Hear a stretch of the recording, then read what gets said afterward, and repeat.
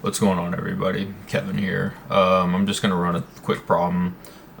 This implies a moving function, and I thought it was an interesting problem, one that requires a little bit of thinking and also some patience of working it out. So I'm going to do a quick example here on the board, but I just kind of want to show kind of the layout and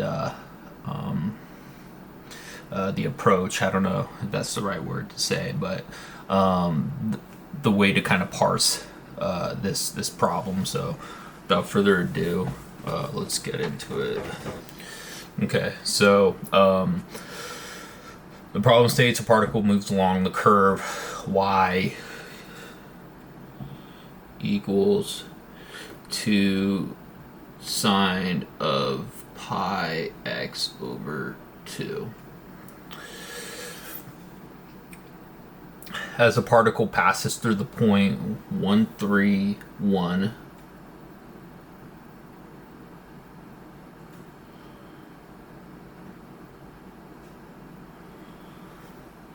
its x coordinate increases at a rate of radical 10 centimeters per second.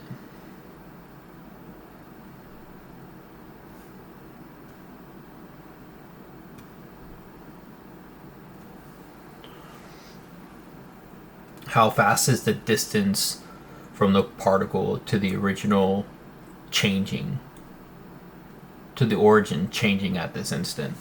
So this one's kind of unique because it involves trig, and anytime trig's involved, you wanna kind of get out of your algebraic thinking and kind of get into your geometric thinking. The first thing that I would do would be to draw out the picture so you know what kind of graph you're looking at. So if we take the original function,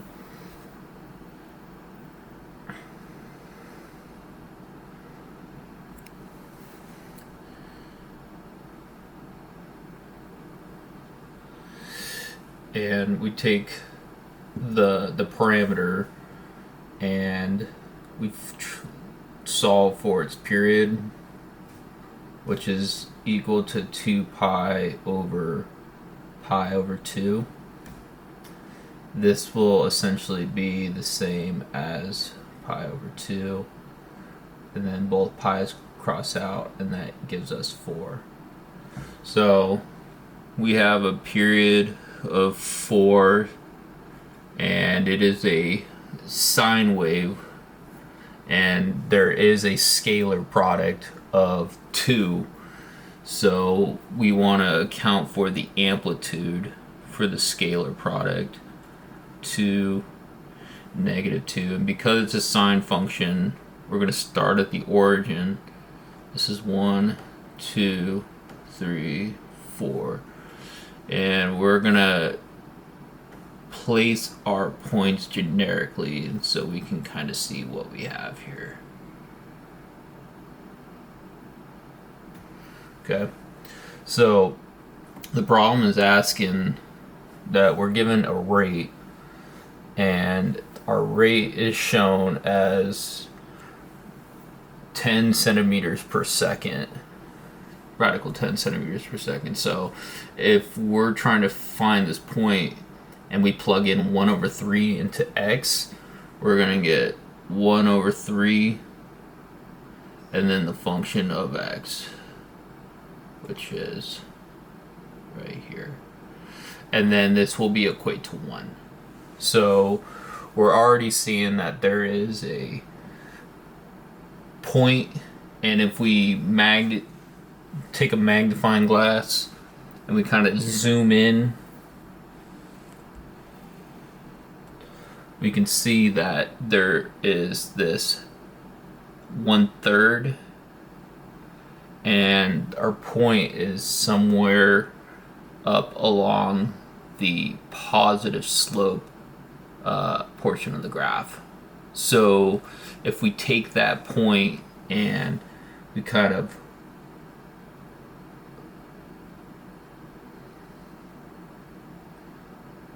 draw it out, we have a right triangle.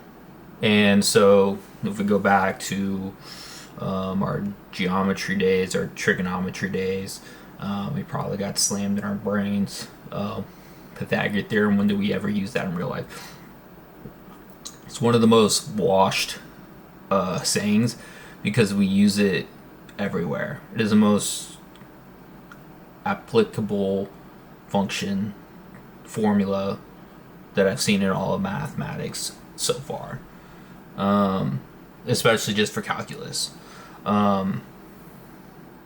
So if we take that concept and we go back into our right triangle, we see that there is an x value of 1 over 3, and we see that there is a y value of 1.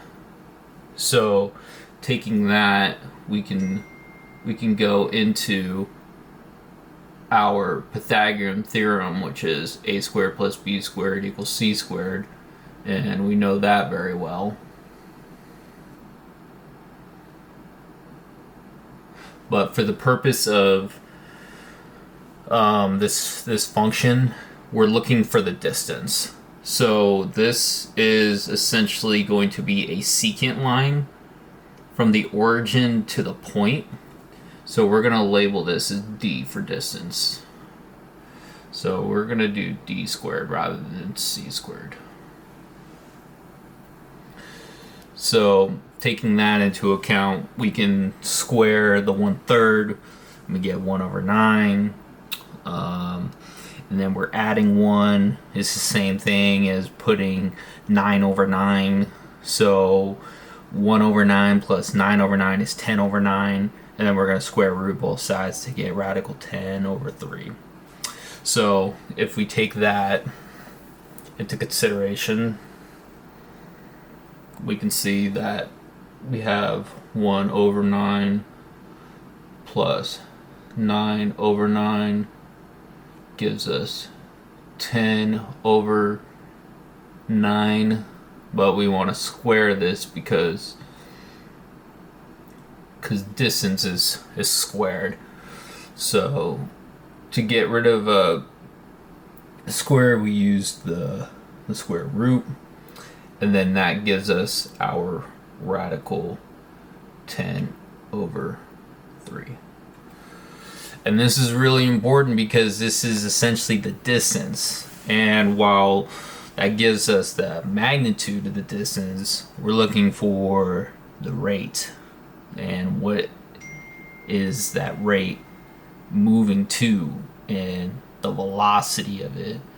And anytime you hear velocity, is essentially basically the derivative of the parent function. So with taking that note, we want to make sure that we give our distance, and we want to take note of that. So we'll go over here and say d equals radical 10 over 3. Alright, so the next part that we need to factor in is that we have a moving x coordinate, and we notice that from our graph we're going in the positive direction. So we have a positive function of x that's moving. So the next thing we want to do is we want to find an equation. So we have all the information that we have, but now we need to draft out an equation. So the equation that we used to find the distance is going to be the same equation that we're going to use to find the derivative. So to do that, we input all of our variables that we have. So we're doing dx and dy. So we want to be using x's and y's. Alright. So our equation is the biggest part of this whole entire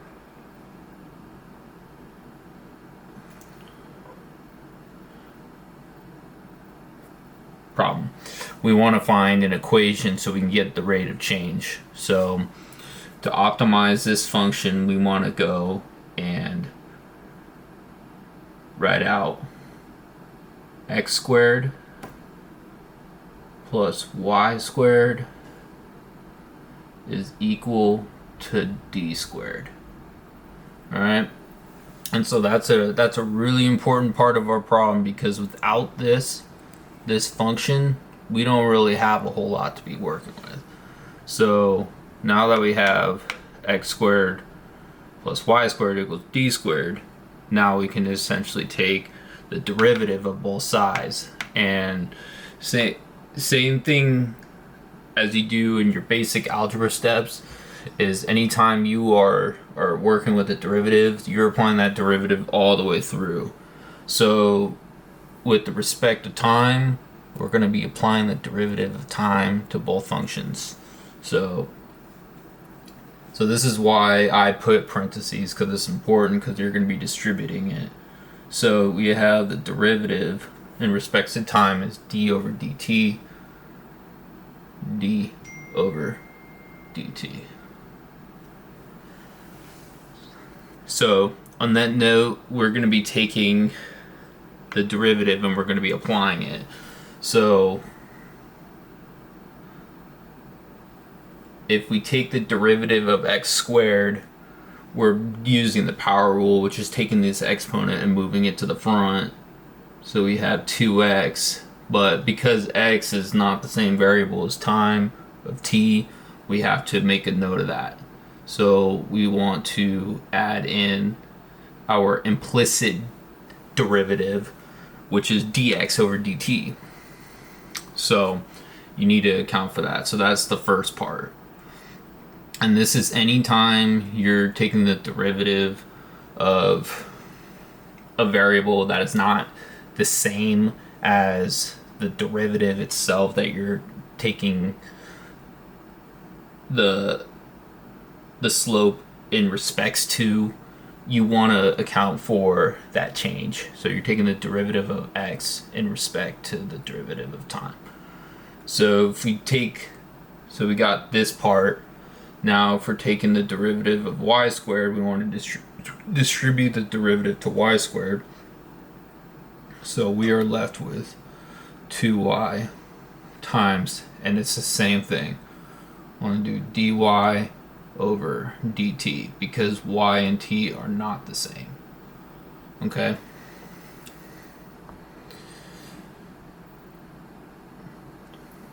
So now that you have dy over dt, now you have your main function. And we already know what d is, because we had already solved for d right here. So if we place d into our function here, what we're trying to solve is the rate of the distance. So if we're taking the derivative in respect to time to d, but d is a constant, then we can take the derivative of d and solve for dt over dt. So we already know what our derivative in respects to x is, because we have it in the problem, which is radical 10 centimeters squared. So this already has a function. We already know what x is, because that is our point 1/3 right here. We already know what x is, and we already know what y is, which is 1. But what we don't have is the derivative of y. Now, anytime you're given a function of f of x, is the same thing as you writing out the function and taking the derivative of that function, and that will give you your y prime. This one's an interesting one, because we have y, and we're going to take the derivative of y, so we're going to put d over dt next to y. And then we're going to take d over dt of 2 sine of pi over 2x So we have to do the chain rule, because for us to solve for y in respects to x, we're using implicit differentiation. So we have to take the coefficient and move it out to the front. And then we're taking that derivative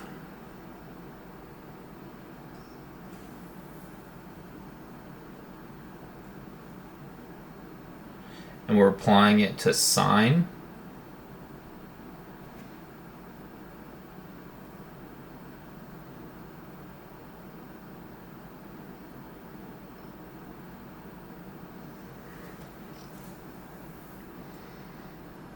So now that we have that applied to sine, we need to use the chain rule right here. And the chain rule states that anytime you're taking the derivative of a function, you're going to be taking the derivative from the outer function, and then you're taking the derivative of the inner function. Now, because we're using d over dt, we need to be mindful that there is an x. So because there is an x and a t, this is implicit different.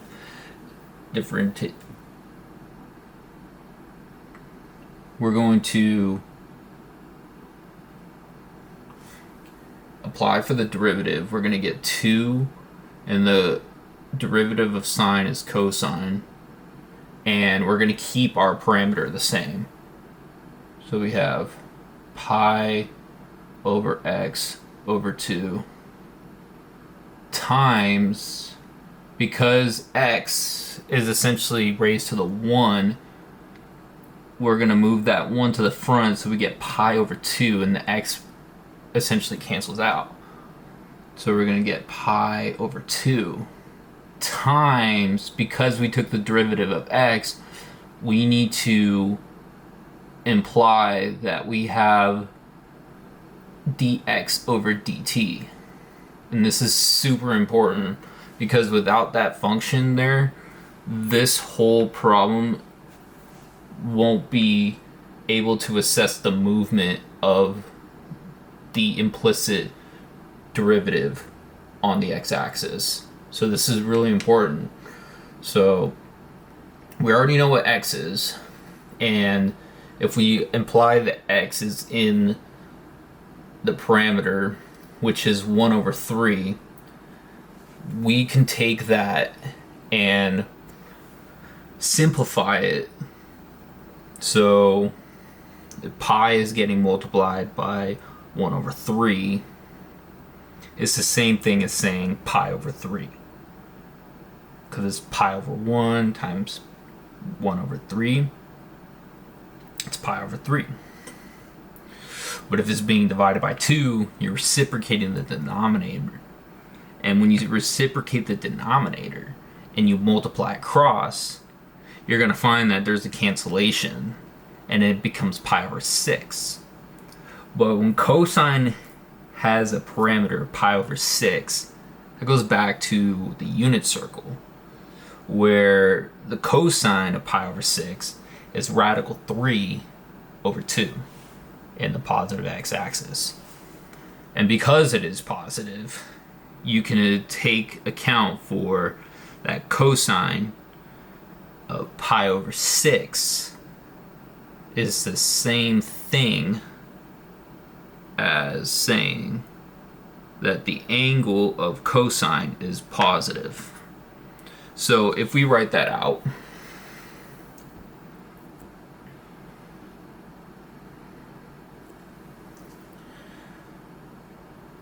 we get dy over dt. And remember, because we're taking the derivative of d over dt to y, we have implicit different derivatives.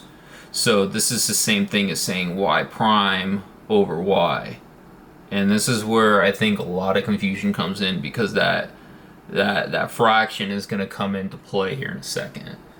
So if we write out our new derivative, we have 2 cosine pi pi over 6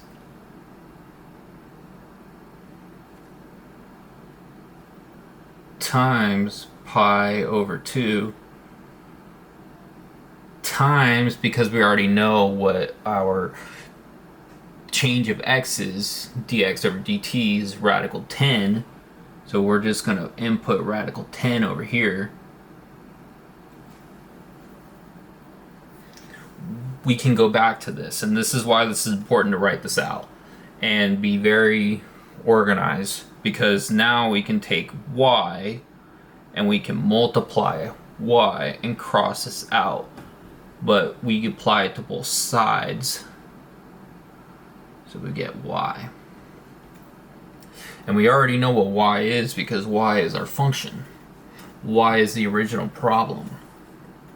And the same thing applies. Because we have y as our problem, 2 sine of pi over 2x, we are looking at that we have 2 sine pi over 6, the same thing that we have here with cosine. It's the same thing. So if we take that into respects to y, and we interchangeably take cosine of pi over 6 as radical 3 over 2 because of the unit circle, we have 2 times radical 3 over 2 times pi over 2 times radical 10 times y, but we are going to put y as 2 sine of pi over 6, which we know from the unit circle, sine of pi over 6 is 1/2. So if we're multiplying 1/2 by 2, the 2's cancel and y is just 1. But we don't need to know all that because we're already given the point from our graph.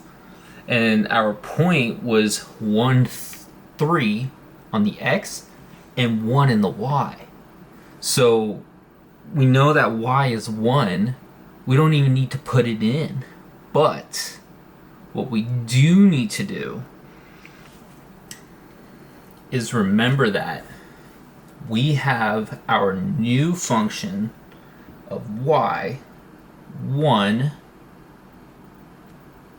becomes 2 times radical 3 times pi times radical 10. So with that, we can say, okay, well, we have the 2's cancel out, and then we have radical 3 times radical 10 is radical 30 times pi.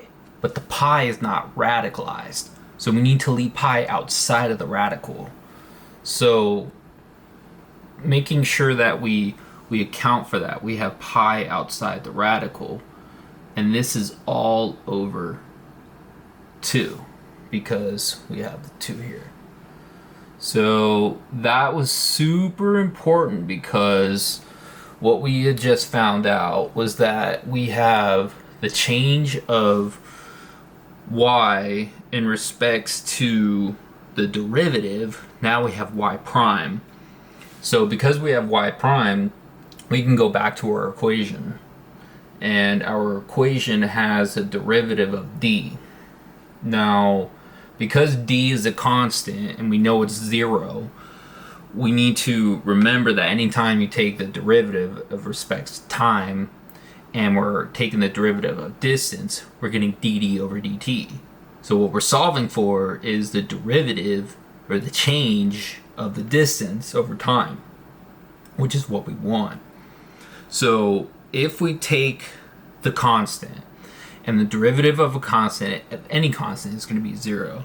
We're going to get the derivative of the distance over time is equal to all of the solutions that we've solved. So let's go ahead and clean this up. I'm going to take note of this because now that we have our dy over dt, I'm going to write that over here so we know dy over dt, same thing as y prime. We have radical 30 pi over 2. So we need to make sure that we have that accounted for, and then we can go back to our equation. So right here is our function. So if we go back to this point and we see that we have a new part of our graph, we're going to take that part, and remember that we have 2x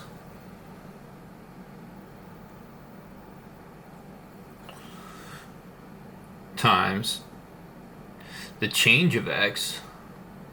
I'm going to leave this in its own separate place, plus 2y times the change of y over the change of time. And we had already found that the derivative of the distance is a constant, so that's 0. But because there's implicit different, we're going to go dd over dt.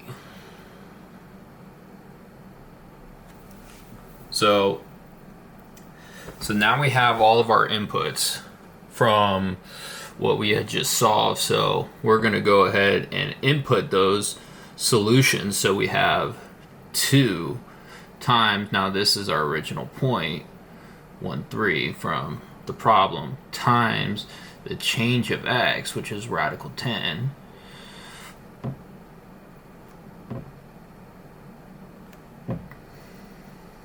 plus 2 times our y, which is 1 from the point that we were given, times the change of y, which we had just solved, which was radical 30 over pi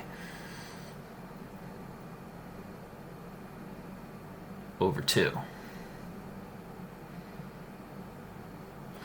So this actually works out pretty nice because what we can see is that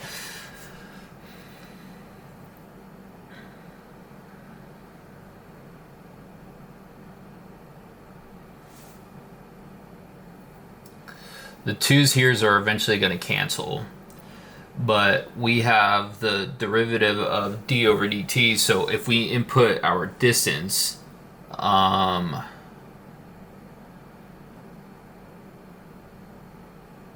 which we had found was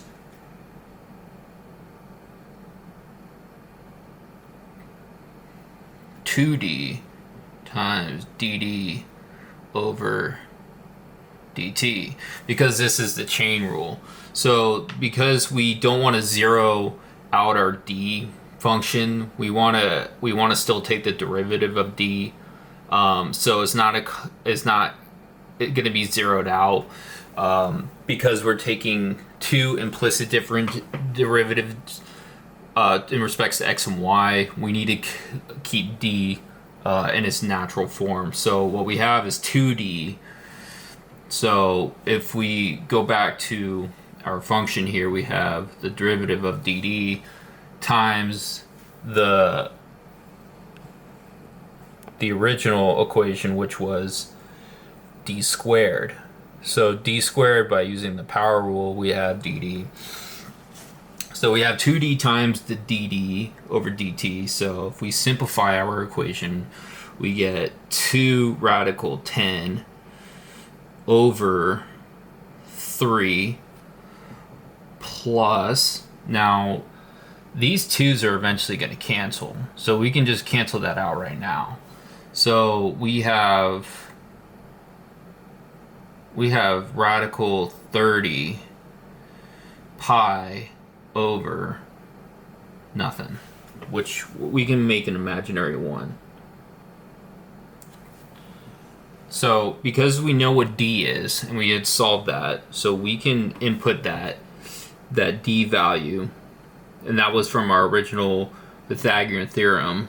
We had 2 times radical 10 over 3 which is the same as saying 2 radical 10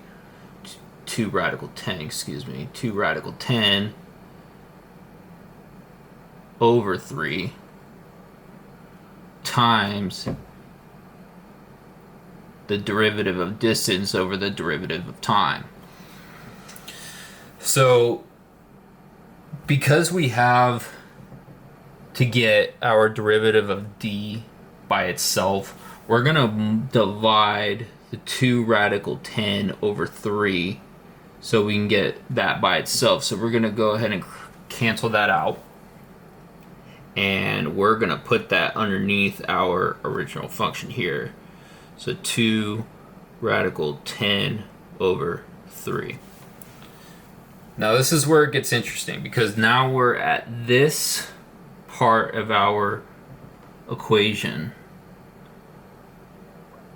So we need to simplify that. And that's not the easiest of fractions to deal with. But it is, in its unsimplified form, the derivative of distance over distance of time. The derivative of time. So the best way to do this is going to be taking that and getting the same denominators on both sides. So if we go ahead and do that, we have 2 radical 10 over 3, 1 over 1, plus radical 30 pi over 1 times 3 over 3. So we can go ahead and get the same denominator. So we have 2 radical 10 over 3 plus 3 radical 30 pi over 3. And we can combine these together. We get 2 radical 10 plus 3 radical 30 pi all over 3. So that's just a denominator. So we still need to reciprocate our, that's just a numerator. So we need to reciprocate our denominator. So we need to multiply by the reciprocal of the denominator. And if we do that, we're going to see some good stuff. So we're going to get 3 over 2 radical 10. Okay. So there's a couple things that we need to do before we apply the distributive property here. Right away we can see that the 3's are going to cancel out, which is nice. So we can go ahead and do that, but I'm going to go ahead and take a look at this radical in the denominator. And what I want to do to get that out of the mix is I'm going to multiply by the radical in the denominator into the numerator.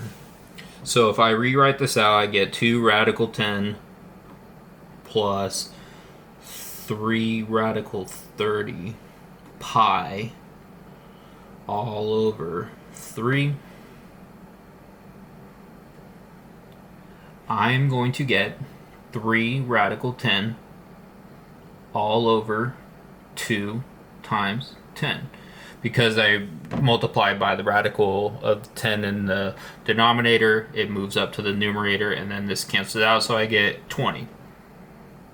So now that I have that, I can take these 3's from the numerator, and because I'm distributing, I can cancel that out, and then I can distribute this radical 10 out from the first part to there to the second part to here. So I get 2 radical 10. I'm just going to put parentheses around here, and I'm going to square that.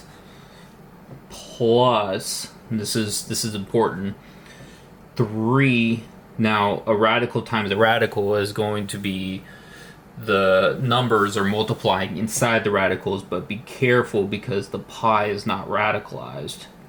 So we get 3 radical over 300 all over 20. Because 2 times 10 is 20. So if I take a look at my new function here, I can see that I have a exponent of 2 to a radical of 10, so that essentially is going to cancel out. So I have 2 times 10, which is 20, plus. Now the radical of 300 is the same as 10 radical 3. So 10 radical 3, so the 10 comes out, and the 10 gets multiplied by 3, so I have 30 radical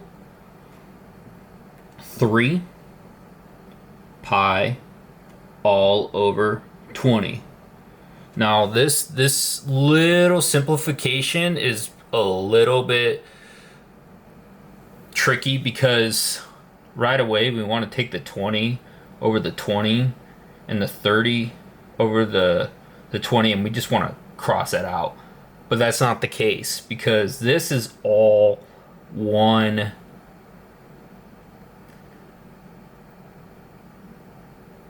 output right here. So what we can do is we can factor out a 10. So if we factor out a 10, we get 10.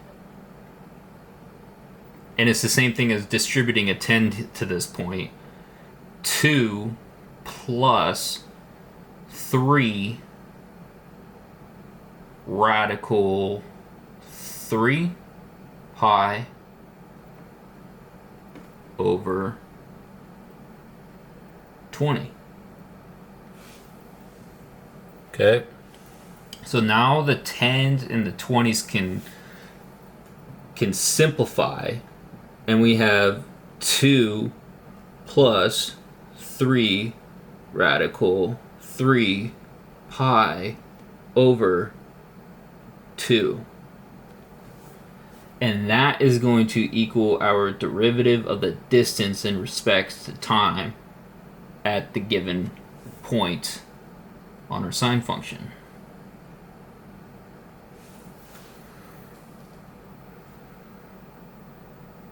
So if we recap,